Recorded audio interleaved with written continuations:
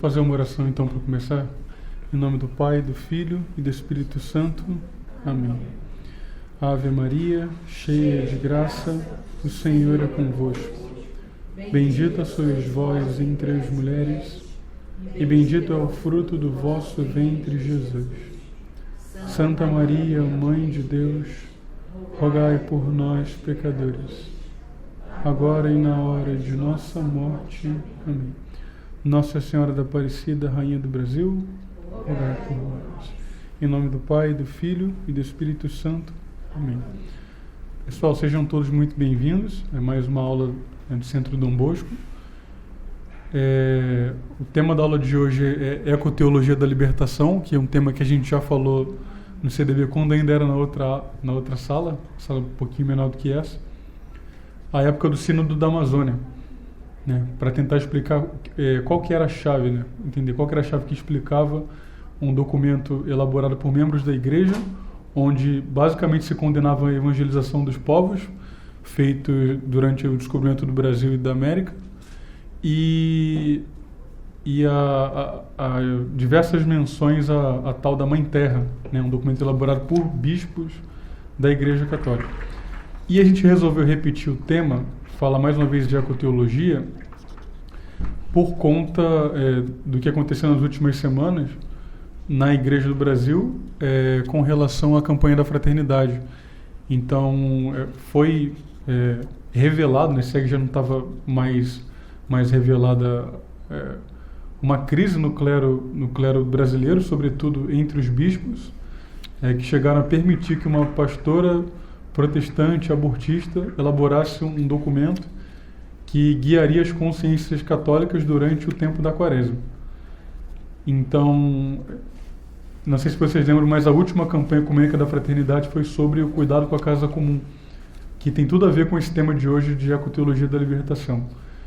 Então, para dar uma continuação, tentar aprofundar mais um pouquinho, descobrir mais um pouquinho qual que é o verdadeiro problema que a igreja, pelo menos a igreja aqui no Brasil, atravessa hoje, a gente resolveu trazer mais uma vez esse tema. Bom, mas se a gente achasse que nós somos os únicos cristãos que viveram nesses 2000 anos de cristianismo, que passaram por alguma crise da igreja, nós estaríamos redondamente enganados. E isso é tão verdade que o Centro Dom Bosco publicou um livro de história da igreja, e é um livro que conta a história da igreja a partir das suas crises, né? A Barca e a Tempestade, né? O nome da série de livros. Então são 5 livros, são bem grossos, aqui dá para ver, e contam diversos momentos em que a igreja ela teve muito perto ou melhor, ela foi muito atacada, mas em momento nenhum ela naufragou. Tá? Então a história da Barca de São Pedro, a história da Igreja Católica, sem sombra de dúvidas, é uma história de perpétuos ataques, né? Assim como Cristo foi odiado, nós não poderíamos imaginar um destino diferente para a gente, né? Para a Igreja Católica. Então foram 20 séculos as primeiras proibições do Império Romano, passando ali pela crise do arianismo, pela questão das investiduras laicas, pela crise do protestantismo, até chegar hoje no modernismo e nessa nova crise, né, que a igreja atravessa. Bom, é bem verdade que todas essas crises, graças ao bom Deus, também foram superadas, e sempre superadas por santos, né? Então parece que o maior propulsor de determinada crise que atingia a igreja, ele era oposto por um santo que Deus enviava justamente para remediar o mal que havia sido causado. Então não tem como a gente não lembrar aqui, por exemplo, da grande crise que foi o protestantismo na igreja, e como a figura do Lutero ela é completamente oposta à figura de Santo Inácio de Loyola, de modo que Santo Inácio ele parece uma espécie de anti-Lutero, né? Lutero ele ficou conhecido pela desobediência, né? Pela infidelidade ao papado, e Santo Inácio, além dos 3 votos tradicionais, ele acrescentou um voto de obediência direta ao Santo Padre para os seus jesuítas, né? E Lutero e Santo Inácio nunca se encontraram pessoalmente, mas os seus filhos, sim, os seus filhos imediatos se encontraram numa das dietas convocadas por imperadores da época. Esteve do lado da Igreja Católica São Pedro Fábio e do lado de Lutero, Melanchthon, né? Filipe Melanchthon, que é um dos primeiros protestantes, um biógrafo de Lutero, e com toda certeza esse foi um encontro nada ecumênico, né? Pelo menos não o ecumenismo como a gente entende hoje. Inclusive o que diz a Dorignac na história de Santo Inácio, que a gente tem publicado aqui pela nossa editora, é que São Pedro Fabro foi tão formidável na defesa da igreja que obrigou o Melanchthon e os outros dois protestantes que estavam com ele a saírem da cidade, a fugirem. Tamanha a ciência e a sabedoria daquele jovem padre. Ele morreu, salvo engano, com 42 anos de idade. Era muito jovem ainda na época que isso aconteceu. E não tenhamos dúvida de que essa crise que a igreja atravessa hoje também, ela não é uma crise perpétua. Tá? Uma hora isso vai passar. A gente não sabe ainda quem é o santo que vai nos livrar disso, mas com toda certeza uma hora isso vai acabar. Se a gente pudesse notar alguma diferença da crise que a igreja enfrentou nesses 20 séculos para a crise que ela enfrenta hoje, a grande diferença, muito provavelmente, é que ela é uma crise sustentada pela própria hierarquia da igreja. Né? Então, se os inimigos da igreja tentaram destruí-la por fora, e isso sempre aconteceu, perseguindo, matando, fechando igrejas, etc., hoje parece que são os próprios pastores quem sustentam a crise contra a Igreja Católica. E esse fato ele foi reconhecido em palavras do Papa Paulo VI, que se eternizaram, e que a gente vai citar aqui porque elas fazem parte do próprio título da aula. Né? Então o Papa Paulo VI disse assim: diríamos que por alguma fresta misteriosa, não é misteriosa, por alguma fresta, a fumaça de Satanás entrou no templo de Deus. A dúvida, a incerteza, a problemática, a inquietação, a insatisfação, a confronto. Não se confia mais na igreja. Confia-se no primeiro profeta profano que veio nos falar em algum jornal, para correr atrás dele e lhe perguntar se tem a fórmula para a vida verdadeira. Entrou, repito, a dúvida em nossa consciência, e entrou por janelas que deviam estar abertas à luz, à ciência. Então, reconhecimento de que, dessa vez, a crise ela tinha entrado na igreja, né? Finalmente. Se ela sempre esteve por fora, combatendo os membros da igreja, dessa vez era uma crise intramuros, uma crise sustentada dentro da própria Igreja Católica. Bom, se nós formos em qualquer paróquia comum, perguntasse a qualquer católico comum, que hoje, por exemplo, deve estar bem afastado das missas dominicais por conta da situação da pandemia, que já não se confessava há muito tempo, que teve uma catequese muito precária, muito deficiente, enfim, entre outros pontos, a gente ia ver que a gente poderia chamar essa crise por vários nomes: liberalismo, modernismo e muitos outros. Mas o tema que a gente quer tratar hoje é um outro aspecto da crise, talvez a onda mais recente dessa problemática que a igreja enfrentou no século XX e se arrasta até hoje, que a gente vai chamar de ecoteologia da libertação. Tá bem? Então, o tema da aula de hoje é ecoteologia da libertação e a fumaça de Satanás.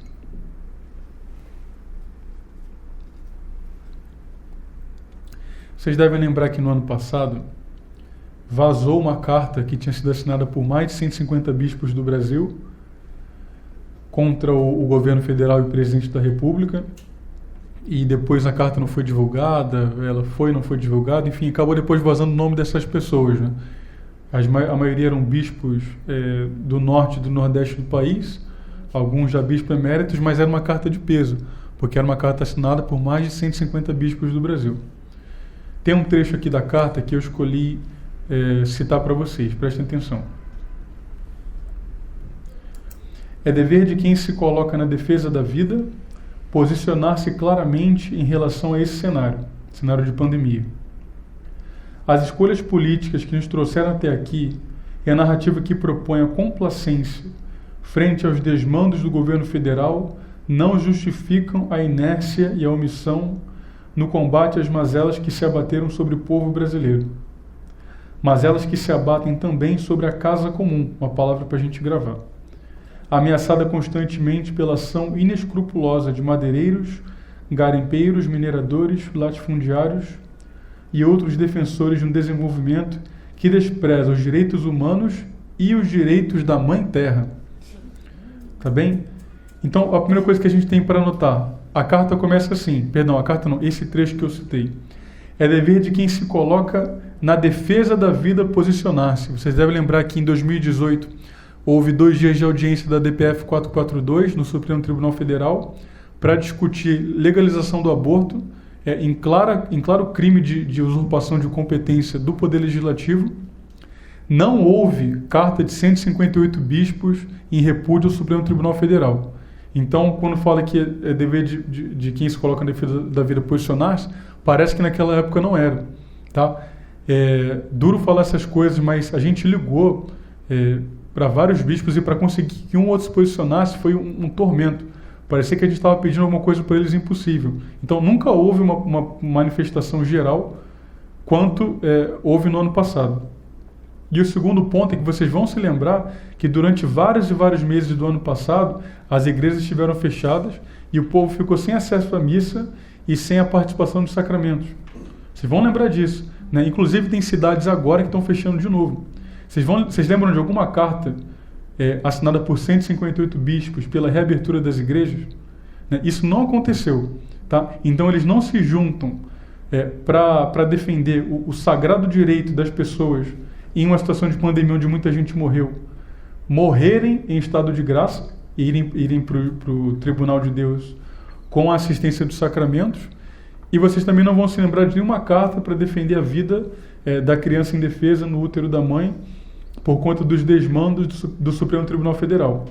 Mas para aqui cuidar da casa comum e para defender os direitos humanos e os direitos da Mãe Terra, há uma manifestação, né? E não foi somente essa, vocês procurarem mostrar muitas outras. Tá? É interessante, eu já citei, né? Essa expressão casa comum, ela vai aparecer muitas vezes no tema da ecoteologia da libertação. E vejam que a Mãe Terra, aqui, ela não é tratada somente como planeta, mas como um sujeito que goza de direitos, né? Os direitos da Mãe Terra. Tá? Então, esse é o primeiro erro que a gente vai identificar. Tá bem? Bom, como que a gente chegou nesse termo, né? De falar que a Mãe Terra, um documento assinado por mais de 150 bispos, citar a Mãe Terra? Outra coisa que é muito importante notar é que nessa carta inteira, não só nesse parágrafo, mas na carta inteira não existe nenhuma citação à Santíssima Virgem Maria. E essa é uma constante. Sempre que aparece a palavra Mãe Terra, a Virgem Maria não aparece. Parece que as duas, graças a Deus, elas não se dão bem. Né? Quando uma aparece, a outra está ausente. Sempre assim. Você nunca vai achar um texto onde as duas estão citadas. Quando eu estava procurando alguma definição de ecoteologia da libertação, alguma coisa que pudesse me ajudar a entender isso daí, eu caí numa entrevista do Leonardo Boff, proferida em 2011 a uma TV estatal, agora não vou me lembrar o nome, e a entrevistadora pergunta para ele, o que é essa tal de ecoteologia da libertação? Né? Uma entrevista concedida 9 anos atrás. E aí o Boff ele fala aqui, eu vou dizer exatamente o que é que ele respondeu nessa entrevista. O eixo central da teologia da libertação é os pobres, a opção pelos pobres, contra a pobreza, a favor da vida e da liberdade. E nós descobrimos que não há só pobres econômicos, pobres raciais, pobres mulheres, mas existe o grande pobre que é o planeta Terra, explorado e devastado. Então, dentro dessa opção pelos pobres, tem que caber o grande pobre, que deve ser libertado, deve ser baixado da cruz porque está crucificado. E dessa reflexão nasceu a ecoteologia da libertação, que inclui o discurso ecológico como um elemento estratégico para realizar a libertação, que não é só humana, é de toda a comunidade de vida e do próprio planeta Terra, que é vivo, que é Gaia, um planeta que dá tudo que nós precisamos para viver. Tá bem? Então, aqui nessa definição do Leonardo Boff, nós temos as duas colunas que sustentam a ecoteologia da libertação. A primeira, a própria teologia da libertação. E vai dizer, o eixo central da teologia da libertação, os pobres, a opção pelos pobres, contra a pobreza, a favor da vida e da liberdade. Tá? Então, opção preferencial pelos pobres. Tá? E uma falsa opção preferencial, diga-se de passagem. E o segundo, o discurso ecológico, incluído como um elemento estratégico para realizar a libertação humana e do planeta Terra. Tá? Então, com essas duas colunas, a primeira da teologia da libertação e o segundo com o desenvolvimento posso dizer assim, do discurso ecológico das Nações Unidas, tá? A gente vai entender o que é a ecoteologia da libertação. Tá bem? Então, eu trouxe aqui um trecho, ele foi um trecho escrito por um protestante. Tá? Mas esse protestante ele foi formado em universidade de jesuítas. E engraçado, a gente acabou de citar um caso em que um protestante debateu com um jesuíta, mas agora eles estão muito unidos. Tá bem? Olha aqui um trechinho, o que ele vai dizer. Seguindo na linha de uma igreja que se aliou ao poder, são vários pregadores e pregadoras que continuam dizendo que o seguimento de Jesus tem a ver somente com uma vida que busca o céu, que se encontra no além. E nesse sentido, todo e qualquer envolvimento com as questões terrenas deve ser somente para suprir o necessário para se viver.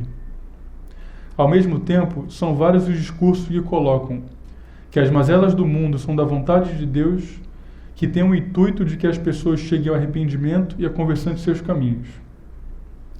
Em falas desse tipo, que revelam um Deus sádico, que gosta de fazer as pessoas sofrerem para mostrar que Ele é Deus, e exige obediência, pode-se também perceber o fomentar de certa apatia social, por parte daqueles e daquelas que se aliam ao poder para dominar o próprio povo, para que não se revoltem contra a desigualdade social, a injustiça e as mortes que ocorrem diariamente em nossas cidades, estados e países. Tá, então esse é um texto que eu achei na internet, salvo engano, publicado no site Dom Total, que trata do Cristo revolucionário. Tá? Então, basicamente, ele disse aqui que o Cristo que aponta para o céu, ele anula o Cristo que quer abalar as estruturas sociais, que quer realizar a revolução, o tal do Cristo revolucionário, que nunca existiu. Tá? Cristo nunca foi revolucionário. Bom, esse texto só pode ser entendido quando a gente entende uma coisa chamada de teologia da libertação, tá? Que é o primeiro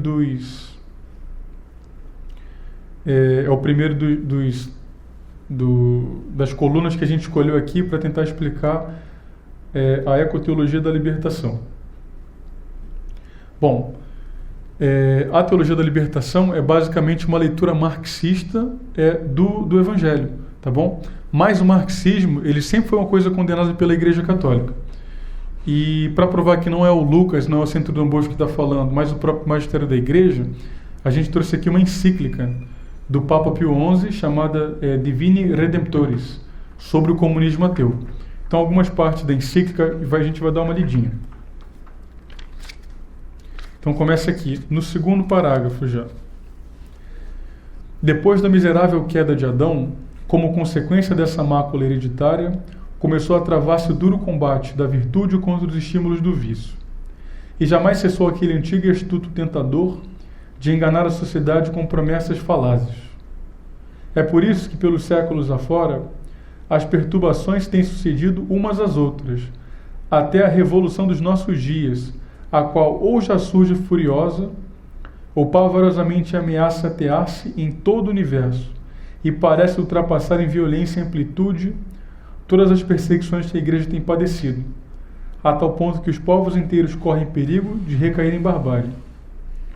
Muito mais horrorosa do que aquela em que jazia a maior parte do mundo antes da vinda do Divino Redentor.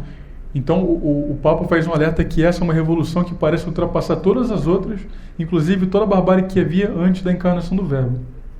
E ele vai explicar que revolução é essa. Vós, sem dúvida, veneráveis irmãos, já percebestes de que perigo ameaçador falamos. É do comunismo, denominado bolchevista e ateu, que se propõe como fim peculiar revolucionar radicalmente a ordem social e subverter os próprios fundamentos da civilização cristã. Então vejam como o Papa ele é muito duro para tratar do comunismo. Mas ele não foi o primeiro Papa a condenar o comunismo. E ele mesmo começa o primeiro capítulo da encíclica citando algumas das condenações anteriores. Então essa aqui do Papa Pio IX, na encíclica Qui Pluribus.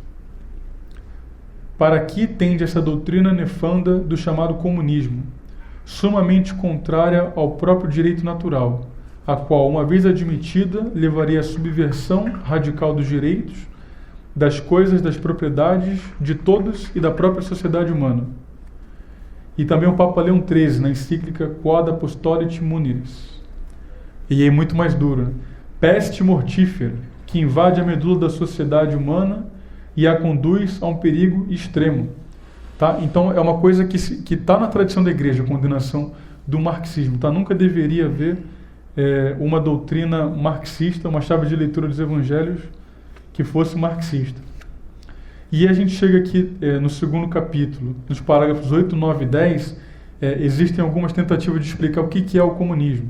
Eu não vou ler tudo, só alguns trechos. Então, no parágrafo 8.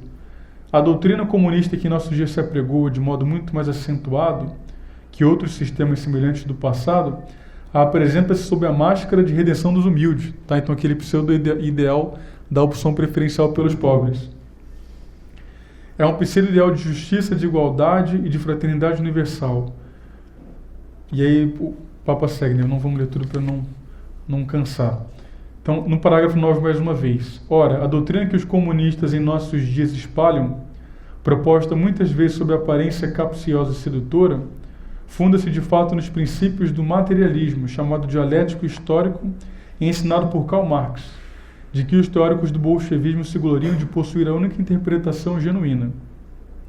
Essa doutrina proclama que não há mais do que uma só realidade universal, a matéria, formada por forças cegas e ocultas, que através de sua evolução natural se vai transformando em planta, em animal e em homem. E depois no parágrafo 10. Além disso, o comunismo despoja o homem da sua liberdade, na qual consiste a norma da sua vida espiritual, e ao mesmo tempo priva a pessoa humana de sua dignidade e de todo o freio na ordem moral, com que possa resistir aos assaltos do instinto cego. E como a pessoa humana, segundo os devaneios comunistas, não é mais do que, para assim dizermos, uma roda de toda engrenagem, segue-se que os direitos naturais que dela procedem são negados ao homem indivíduo para serem atribuídos à coletividade. Tá bem? Então aqui uma série de denúncias, né, feitas de modo solene pelo Papa Pio XI, mas como a gente viu, também pelo Papa Pio IX e pelo Papa Leão XIII. Aliás, essa do Papa Pio IX muito próxima da publicação dos livros do Marx, para mostrar que desde o início nunca houve um momento em que a Igreja Católica ela se deixou enganar, depois ela viu que não era bem assim. Não, desde o início o comunismo é uma doutrina perversa e com certeza obra de Satanás. Mas o Papa faz um alerta no final, nos parágrafos 57 e 58, de que o comunismo, de início, ele se mostrou tal qual ele era, mas como ele percebeu que era uma coisa tão nojenta e tão fácil de se ver, que ele estava agora assumindo novas faces, né, para poder se deixar infiltrar, inclusive na própria igreja. E tem aqui no parágrafo 57. Vendo o desejo geral de paz, os chefes do comunismo fingem ser os mais zelosos fautores e propagandistas do movimento a favor da paz mundial, mas ao mesmo tempo excitam a uma luta de classes que faz correr rios de sangue. E sentindo que não tem garantias internas de paz, recorrem a armamentos ilimitados. Assim, sob vários nomes que nem por sombra aludem ao comunismo, fundam associações e periódicos que servem depois unicamente para fazerem penetrar as suas ideias em meios que de outra forma lhe não seriam facilmente acessíveis. Procuram, até com perfídia, infiltrar-se em associações católicas e religiosas. Assim, quase profético, né? Porque isso realmente aconteceu. E depois no 58. Procurai, veneráveis irmãos, que os fiéis não se deixem enganar. O comunismo é intrinsecamente perverso, e não se pode admitir em campo nenhum a colaboração com ele, da parte de quem quer que deseje salvar a civilização cristã. E se alguns, induzidos em erros, cooperassem para a vitória do comunismo no seu país, seriam os primeiros a cair como vítimas do seu erro. E quanto mais se distinguem pela antiguidade e grandeza da sua civilização cristã, as regiões onde o comunismo consegue penetrar, tanto mais devastador lá se manifesta o ódio dos sem Deus, como o Papa chama o comunismo. Tá bom? Então vejam, assim, a encíclica ela foi escrita, acho que em 1937, né? Ele foi tornada pública dia 19 de março de 1937. E ela foi muito profética, porque tudo o que ele falou aqui realmente aconteceu, né? O comunismo, de fato, ele se infiltrou dentro das associações religiosas, de modo que é impossível que alguém aqui nessa sala, ou alguém que assista o vídeo, não tenha tido ao menos uma experiência, uma homilia, ou uma aula em universidade católica, ou uma catequese, ou ouviu algum padre na internet que pensou, caramba, tem alguma coisa errada aí no que esse padre está falando, está faltando alguma coisa aí. E isso vai se adaptando aos absurdos com o passar dos tempos, né? Eu tive a experiência, por exemplo, aqui no Rio de Janeiro, de ver um padre na homilia citar Marielle, no Pai Nosso pedir para dar as mãos contra o golpe. Então você instrumentaliza a fé, né, e reduz aquilo que pode causar a revolução, né? Quanto mais a coisa pode causar a revolução, mais ela é útil para a propaganda comunista. Tá bem? Mas apesar disso tudo, não nos deixemos enganar, porque a igreja ela previu que isso estava acontecendo e ela fez uma espécie de condenação, né? Uma instrução publicada pela Congregação para a Doutrina e Fé, o antigo Tribunal de Santo Ofício, sobre alguns aspectos da teologia da libertação. Tá? Então, a teologia da libertação é a teologia, a interpretação que o comunismo na igreja assumiu como identidade. Tá bem?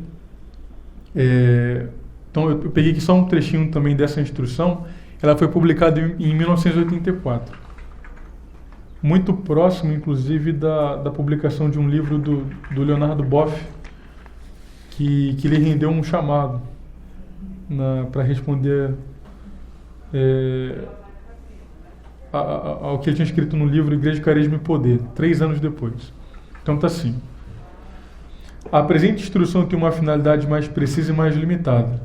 Quer chamar a atenção dos pastores, dos teólogos e de todos os fiéis para os desvios e perigos de desvio, prejudiciais à fé e à vida cristã, inerentes a certas formas da teologia da libertação, que usam de maneira insuficientemente crítica conceitos assumidos de diversas correntes do pensamento marxista. Esta advertência não deve, de modo algum, ser interpretada como uma desaprovação de todos aqueles que querem responder generosamente com autêntico espírito evangélico à opção preferencial pelos pobres. Nem pode, de maneira alguma, servir de pretexto para aqueles que se refugiam numa atitude de neutralidade e de indiferença diante dos trágicos e urgentes problemas da miséria e da injustiça. Pelo contrário, é ditada pela certeza de que os graves desvios ideológicos que ela aponta levam inevitavelmente a trair a causa dos pobres. Muito forte isso daqui. Mais do que nunca, convém que grande número de cristãos com uma fé esclarecida e decididos a viver a vida cristã na sua totalidade se empenhem por amor a seus irmãos deserdados, oprimidos ou perseguidos, na luta pela justiça, pela liberdade e pela dignidade humana.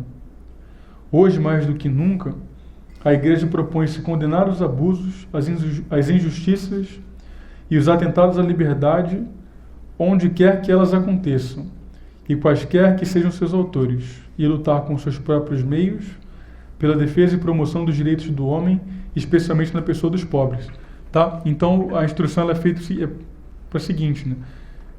A gente não quer abandonar os pobres, mas o que está se pregando aí por intermédio da teologia da libertação não é verdadeiro amor aos pobres. Então pense num grupo que ficou muito fragilizado durante a pandemia, os doentes, né? A gente conhece relatos de padres que brigavam para entrar no hospital para poder dar assistência aos doentes, né? A assistência espiritual. Então, em momento nenhum foi negado que essas pessoas precisavam de ajuda, deveriam ignorar o atendimento. Não. Mas por que também não oferecer o socorro sobrenatural?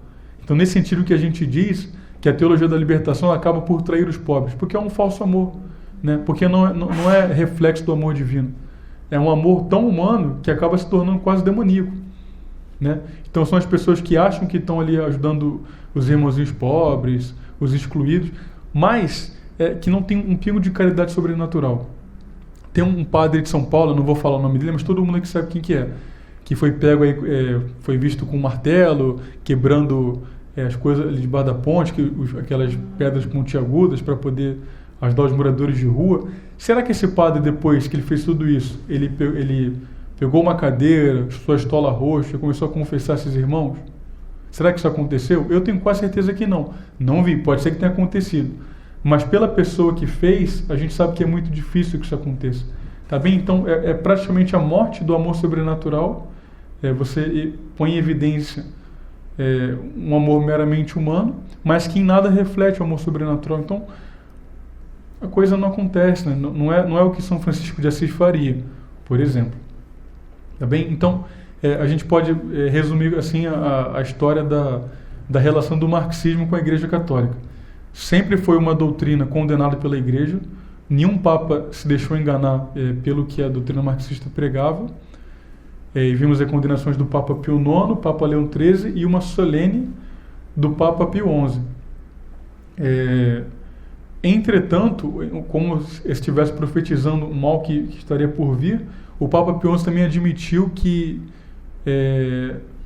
estava começando a acontecer infiltrações da doutrina marxista dentro de institutos religiosos. Tá? E com o passar dos tempos a gente viu que isso realmente aconteceu, foi o surgimento de um novo jeito de fazer teologia, a teologia da libertação, que é basicamente a morte da caridade sobrenatural em detrimento de uma falsa, muito falsa opção preferencial pelos pobres, que são usados nesse caso só para fazer revolução, né? É só massa para fazer a revolução. Bom, então o primeiro ponto está explicado, né? A teologia da libertação. O segundo ponto, ele é bem mais, como eu posso dizer, bem mais esquisito, né, que a teologia da libertação, porque você ainda vê, isso é uma coisa que vale a pena a gente notar, na teologia da libertação ainda aparece o Cristo, né? Tá lá Jesus revolucionário, Jesus quase militante do PT, mas Jesus está lá. Agora, quando você pega um texto da ecoteologia da libertação, não existe mais Jesus, não existe a Virgem Maria, então alguma coisa aconteceu, né, no meio do caminho. E esse segundo acontecimento, que cresceu paralelamente à infiltração marxista na igreja, é o desenvolvimento da agenda ambiental das Nações Unidas. E a gente vai ver que essas duas coisas, né, teologia da libertação e agenda ambiental, se unem em uma pessoa. Tá? Aqui, ó, Leonardo Boff. E aí sim tem o nascimento da ecoteologia da libertação. Bom, falamos de teologia da libertação. Agora falemos de agenda ambiental das Nações Unidas.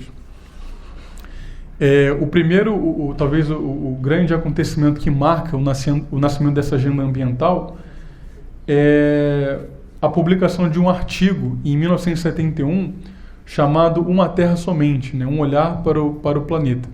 Esse artigo foi escrito com a ajuda de diversos cientistas do mundo inteiro. Dois deles ficaram responsáveis por fazer o compilado de todo o material produzido. Mas o grande cabeça, né, do documento foi um bilionário canadense chamado de Maurice Strong. Tá, eu vou escrever o nome dele no quadro, para quem quiser pesquisar depois.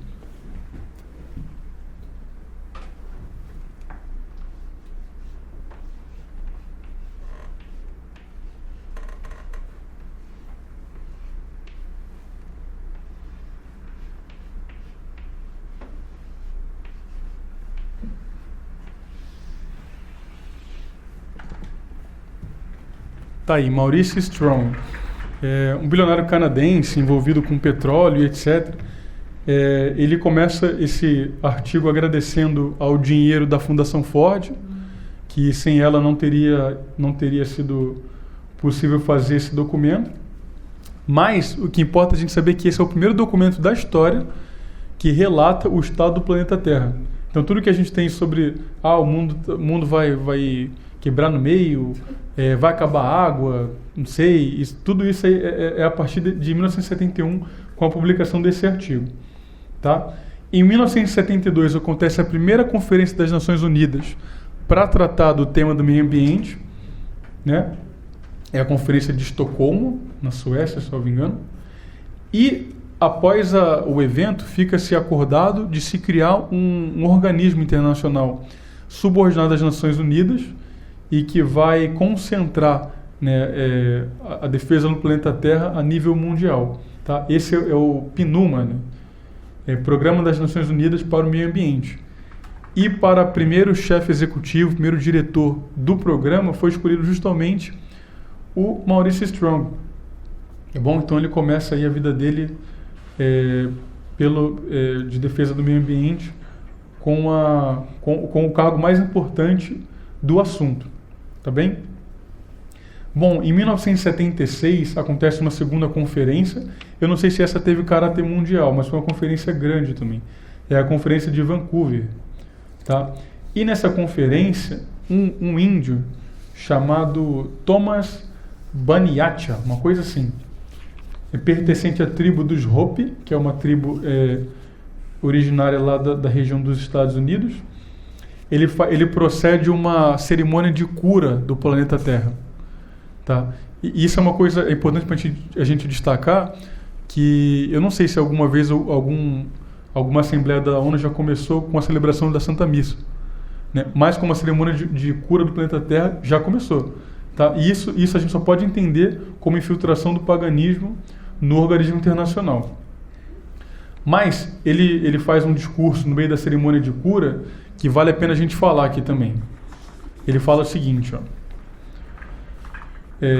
Hopi e outros líderes espirituais nativos estão muito preocupados com as condições de nossa Mãe Terra. Eles viram os irmãos brancos, vocês, destruírem sistematicamente os povos nativos, como destruíram os recursos naturais. De acordo com nossas crenças e profecias, se essa destruição continuar, a existência do homem neste mundo logo terminará. Não estamos pedindo ajuda material das Nações Unidas. Estamos, de acordo com a profecia Hopi, simplesmente tentando informar ao mundo o que vai acontecer se a destruição da terra e de seus povos originais continuar, como é conhecido por nossos religiosos anciãos Hopi. Tá? Então essa coisa de que a terra vai ser destruída é uma profecia de uma tribo indígena, a tribo dos Hopi. E ele vai seguir mais um pouquinho. Hoje, as terras sagradas onde vivem os Hopi estão sendo profanadas por homens que buscam carvão e água em nosso solo, para que possam criar mais energia para as cidades dos irmãos brancos. Isso destruirá nossos Hopi e outras pessoas com poluição, ar envenenado, falta de água e poluição da água e da terra. E aqui uma parte que a gente tem que prestar muita atenção. Um exemplo é a terra sagrada Hopi em ruínas, em toda a área dos Quatro Cantos, onde Arizona, Novo México, Colorado e Utah se encontram nos Estados Unidos. Tá? Então essa região é conhecida como Coração da Mãe Terra. Esta área os Hopi chamam de Tucanave e faz parte do coração de nossa Mãe Terra e tem sido um santuário e local sagrado para os Hopi e outros povos por muitos milhares de anos. Esta profanação de nosso centro espiritual não deve continuar, pois se continuar, a Mãe Natureza reagirá de tal forma que quase todos os homens sofrerão o fim da vida como agora conhecem. Tá? Então vejam, quase está amaldiçoando, né? Ele está curando a terra e ao mesmo tempo amaldiçoando as pessoas que habitam. Tá bem? Então é importante porque isso foi dito numa cerimônia das Nações Unidas. E isso vai ter repercussão, como a gente vai ver, na própria vida do Maurice Strong, tá bom? E no próprio modo como a agenda das Nações Unidas vai ser conduzida a partir dali. Tá? Mas é importante começar a notar uma coisa. A agenda ambiental ela não é uma agenda neutra. Tá? Não é uma agenda laica. O Estado laico é o Estado sem religião. A agenda ambiental laica é a agenda ambiental sem religião. Isso não acontece. Tá? Isso não existe. E toda vez que alguém se meter em assuntos com relação à agenda ambiental, vai em algum momento beber dos documentos produzidos por essas pessoas.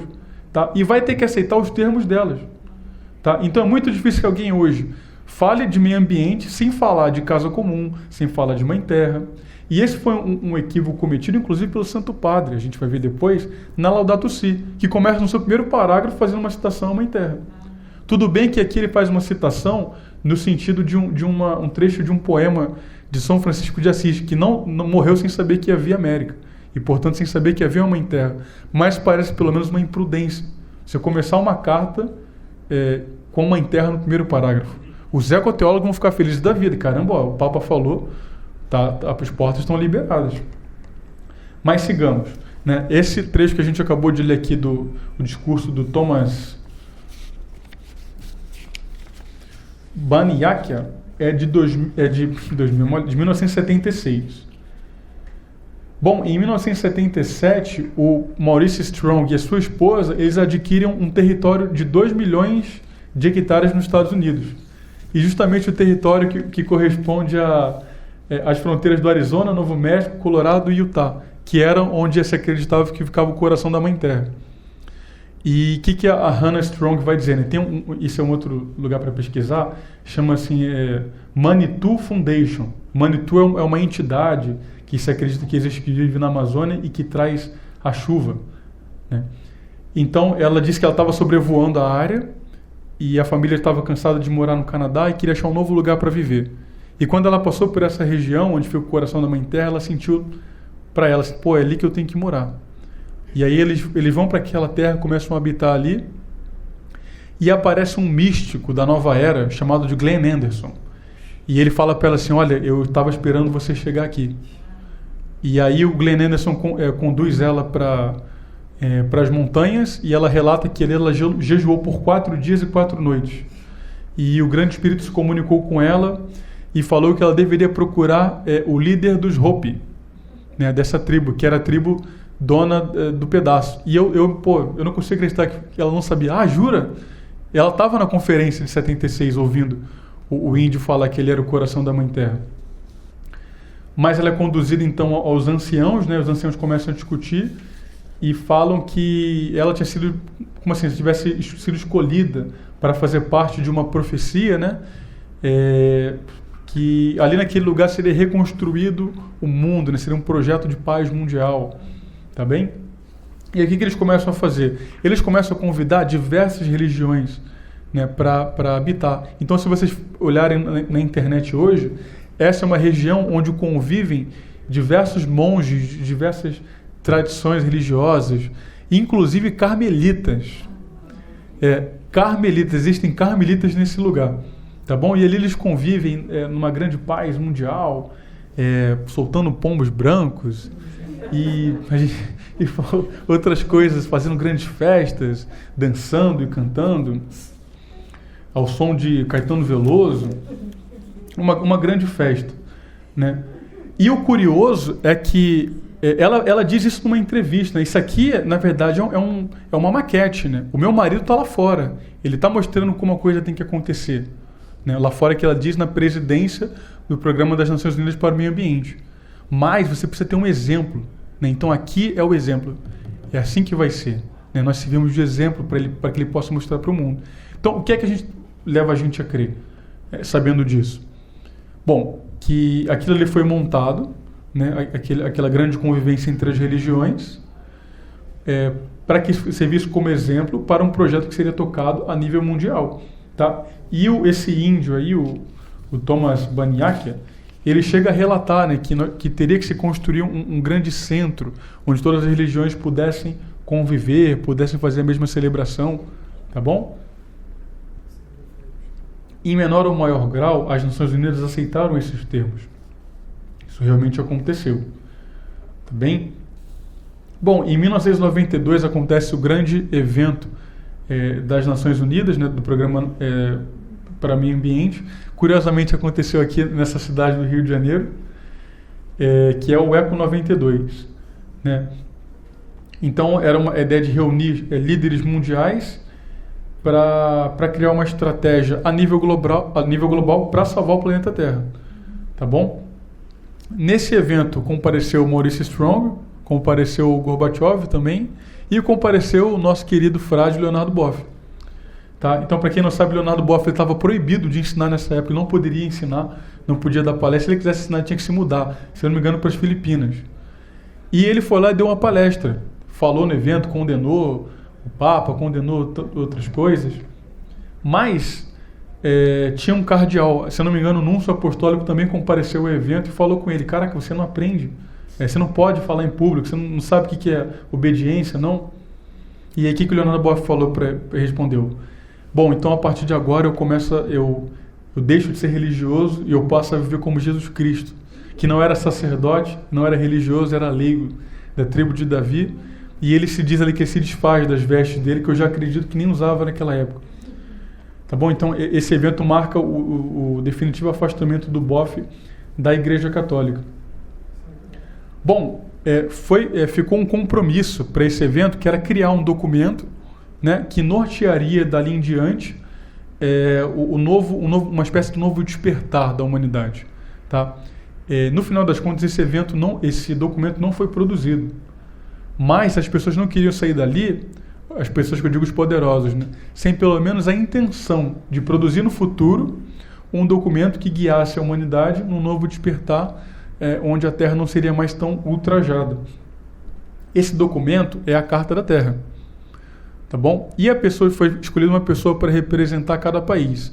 Adivinha quem ficou escolhido para representar o Brasil? O Genésio.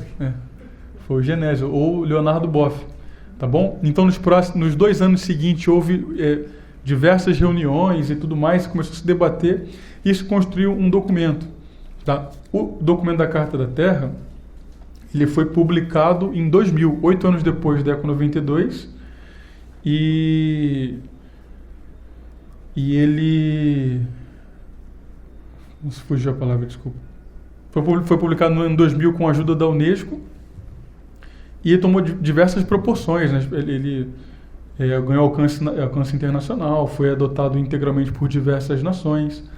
Mas é muito curioso que durante a construção dele, algumas coisas ficaram parecem meio obscuras, né? O Gorbachev, ele disse, por exemplo, que a Carta da Terra ela foi feita para substituir os 10 mandamentos. A gente não sabe até em que grau que ele fala, com que grau de maldade e com malícia, mas ele realmente falou isso, que a Carta da Terra ela guiaria o mundo em substituição aos 10 mandamentos.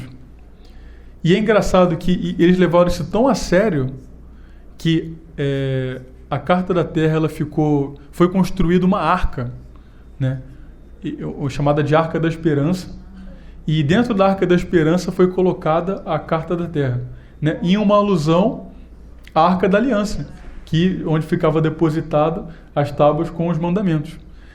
E outra coisa legal é que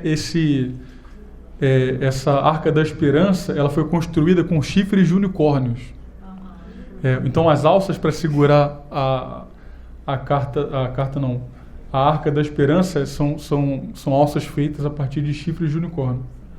E outra coisa muito esquisita é que ela foi apresentada ao público no dia 10 de setembro de 2001, um dia antes do atentado.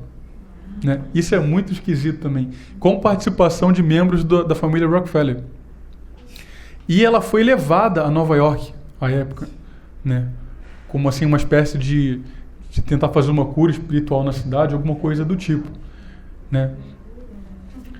Bom, a gente não precisa avançar tanto assim na agenda ambiental, mas o que é importante a gente notar, o fio condutor é esse, tá?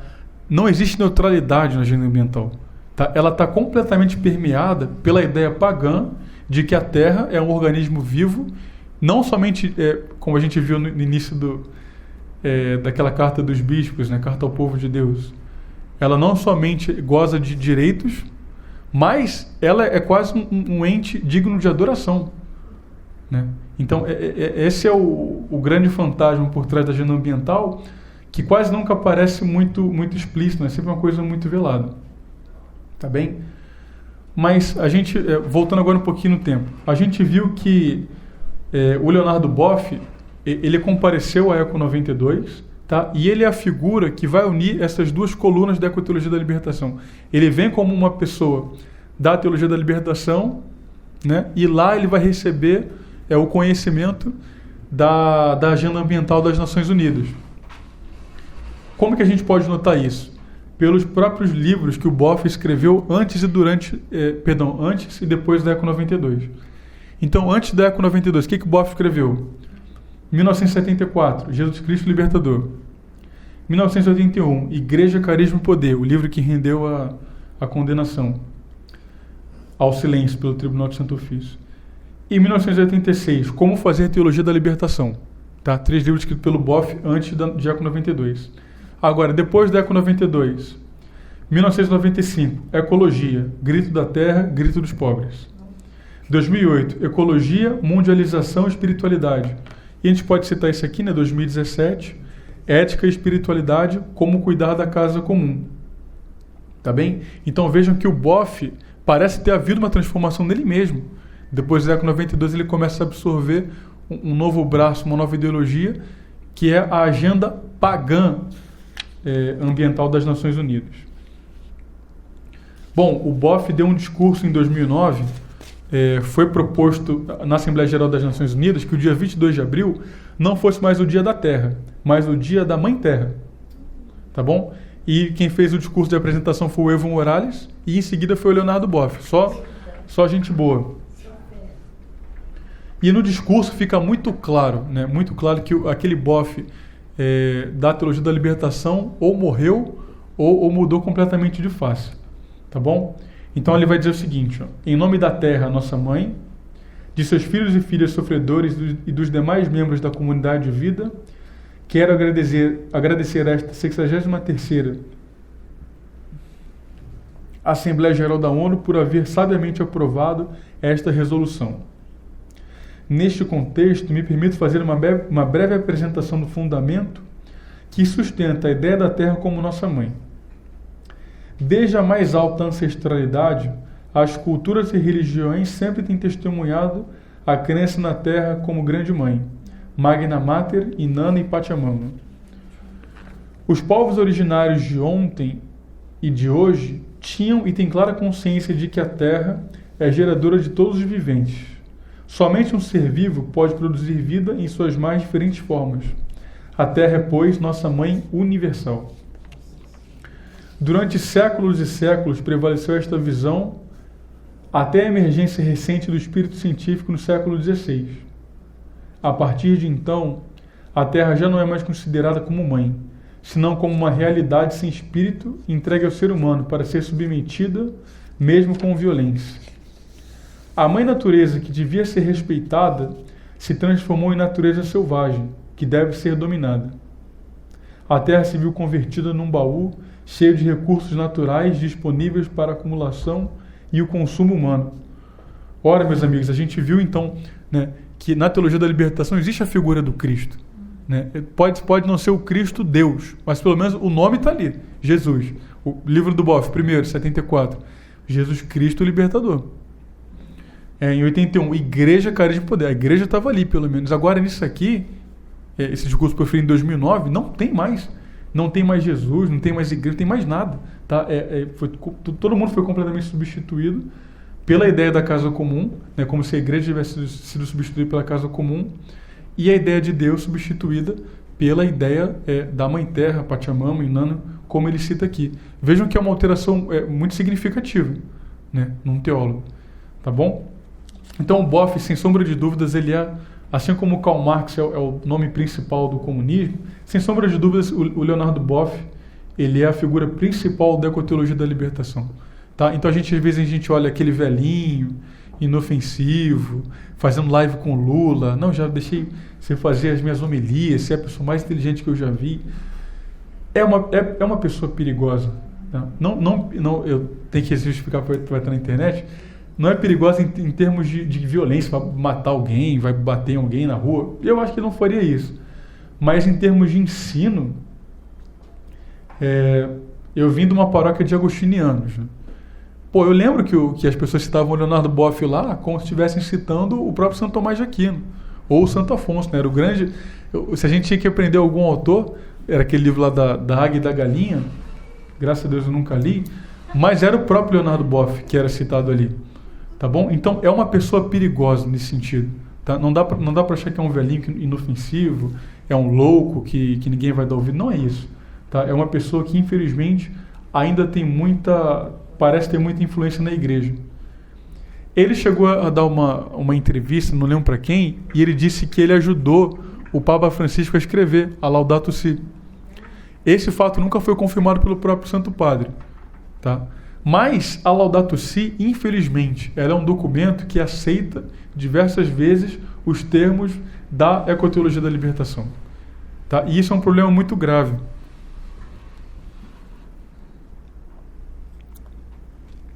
Por quê? Porque se isso não fizesse parte do magistério da igreja, seria mais uma dessas correntes loucas que passam às margens do magistério da igreja. Né? Tá lá, a ortodoxia está aqui e os problemas estão ali. Vão acontecer. Gente que erra vai ter o tempo todo. Nós mesmos aqui podemos errar também. Agora, uma vez que isso entra como uma carta encíclica assinada pelo Papa, aí mora o perigo. Porque as pessoas vão sentir o quê? Que isso aqui foi ratificado, foi confirmado pelo magistério da igreja. Tá bom? Então a carta começa assim, ó. Laudato si, mi Signore. Louvado sejas, meu Senhor, cantava São Francisco de Assis. Neste gracioso cântico, recordava-nos que a nossa casa comum se pode comparar, ora a uma irmã com quem partilhamos a existência, ora a uma boa mãe que nos acolhe nos seus braços. Louvado sejas, meu Senhor, pela nossa irmã, a Mãe Terra, que nos sustenta e governa e produz variados frutos com flores coloridas e verduras. Tá? Então, por mais que isso aqui seja uma citação de um poema de São Francisco de Assis, não parece ser pelo menos uma imprudência, num tempo em que a igreja está vivendo um ataque de um inimigo externo, que está substituindo o próprio Jesus Cristo, o próprio Deus, a Santíssima Trindade, os sacramentos, a graça, o pecado, a ascese, a teologia, pela Mãe Terra, pela teologia índia. O índio ele é visto hoje quase como se fosse o santo, né? O isento de pecado original. Não parece uma imprudência? Você abrir uma encíclica citando Mãe Terra, então por mais que seja uma citação, um poema, me parece, pessoalmente, sem querer fazer condenações, me parece no mínimo uma imprudência muito grande, porque você vai dar asas para essas pessoas entrarem na igreja. Tá? Um outro parágrafo que parece ser muito problemático, o parágrafo 207, que é o parágrafo que cita a Carta da Terra.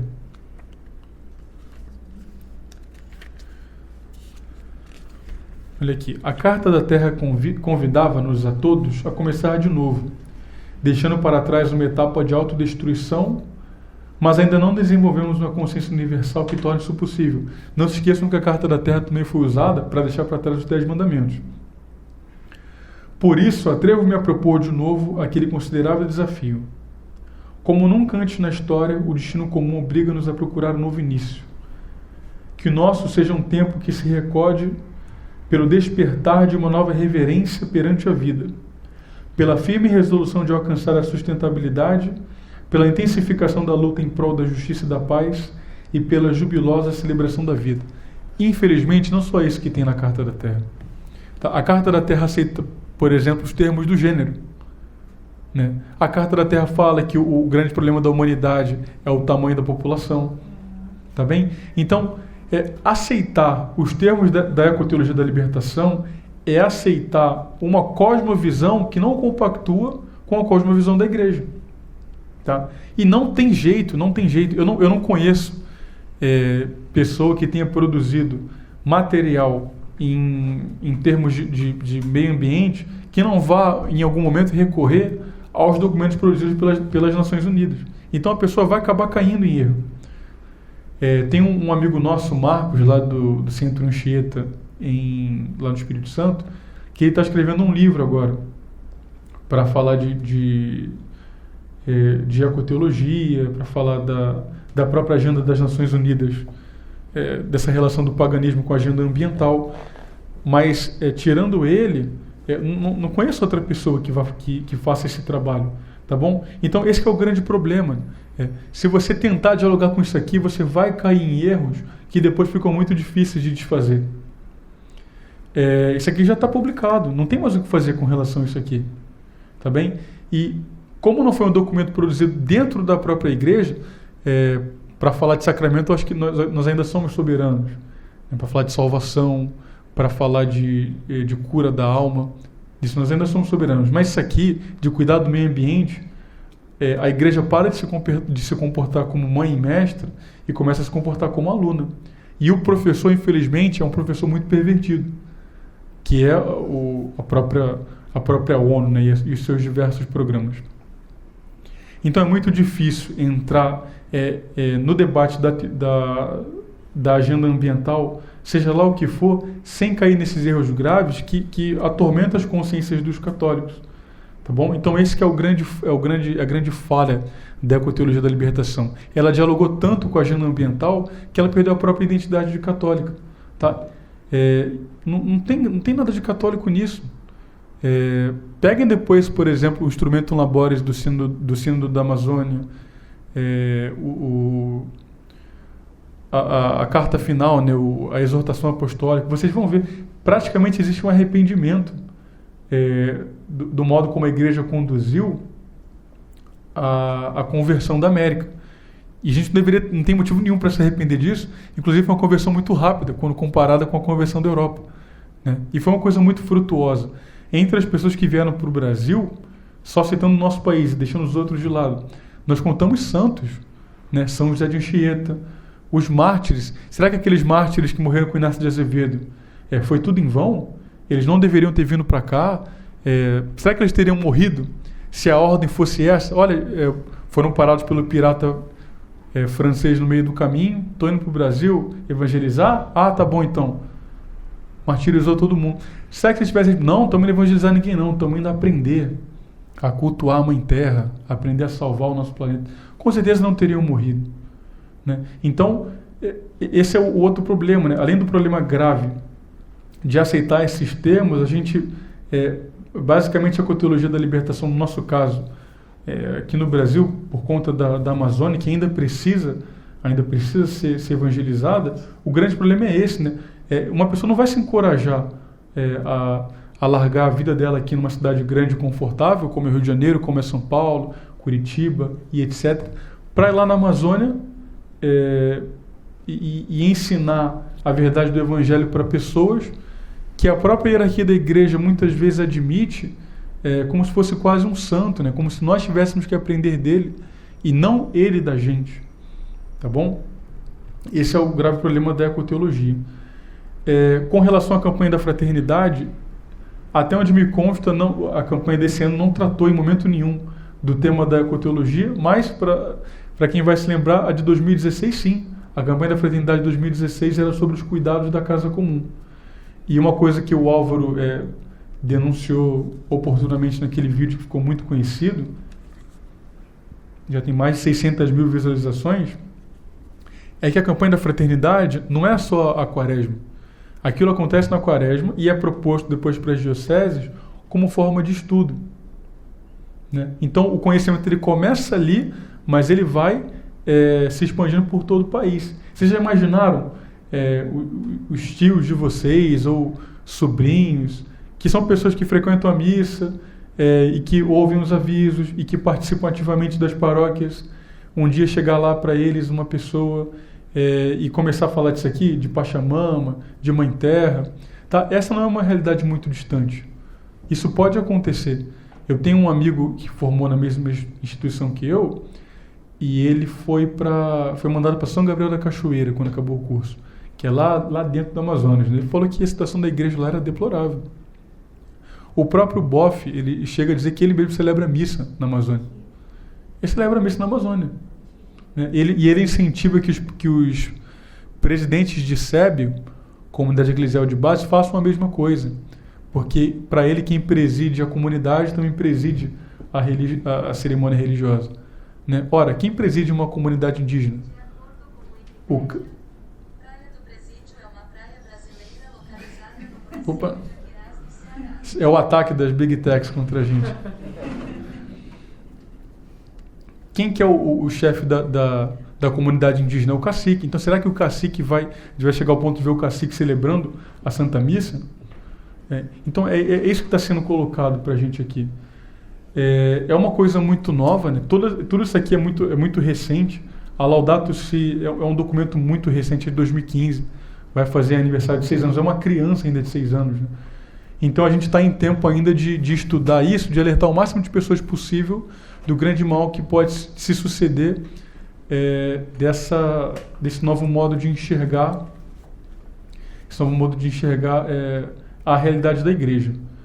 Esse é o primeiro ponto. E o segundo que a gente falou lá no início, é que toda crise da igreja, ela de algum modo é superada, ou melhor, de algum modo não, certamente ela é superada pelo santo que mais se opõe àquele erro crasso que está sendo divulgado, né? Então, para superar isso daí, a gente vai ter que esperar aparecer um padre, aos moldes do que foi o padre Júlio Maria, né, que estava na França, achava que ia fazer carreira como teólogo, pregando missões na França, e um dia chegou em casa e viu uma carta do seu superior solicitando que ele embarcasse para o Brasil, né, para ir para a Amazônia. E vários amigos dele tinham morrido de malária, e ele ficou naquela coisa, meu Deus, será que eu vou sobreviver a isso? E ele se entrega à Virgem Maria, e graças a Deus fez um trabalho tão frutuoso que reverbera hoje, inclusive, no Centro Dom Bosco. Muitos dos nossos livros, muitos, são republicações, reedições de livros que o Padre Júlio publicou durante a sua vida, né? Então, o Padre Júlio, de algum modo, ele já é esse anti-ecoteólogo da libertação, né? Mas a gente tem que rezar a Deus e pedir que venham muitos outros, né, para que não aconteça uma verdadeira tragédia de ordem espiritual na Amazônia e em todo o Brasil. Tá bom?